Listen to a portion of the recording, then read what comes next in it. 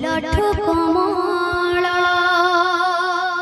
मा तोर मन परा फूलठु कोमल मा तोर मन परा फूलठु कोमल मा तोर मन परा फूलठु कोमल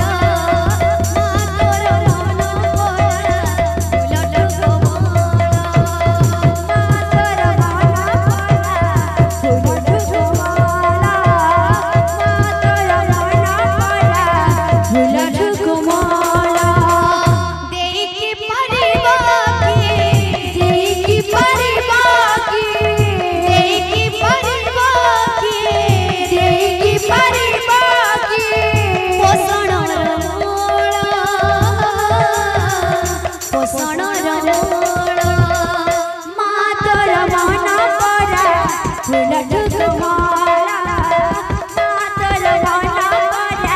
फूलठु कोमल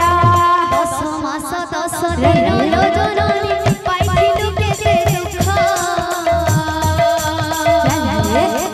पुओ जननी रे पाइबी बोलिलो संसार जगत सुख तोर मन परा फूलठु कोमल तोर मन परा फूलठु कोमल दस मास दस दिन जननी पाइलु केते दुख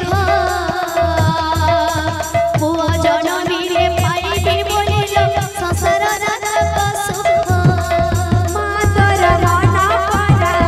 फूलठु कोमल मा तोर मन परा फूलठु कोमल देखि परिबा के देखि परिबा के देखि परिबा के देखि परिबा के पोषणर मूल पोषणर मूल मा तोर मन परा फूलठु कोमल मा तोर मन परा फूलठु कोमल मा तोर मन परा फूलठु कोमल मा तोर मन परा फूलठु कोमल मा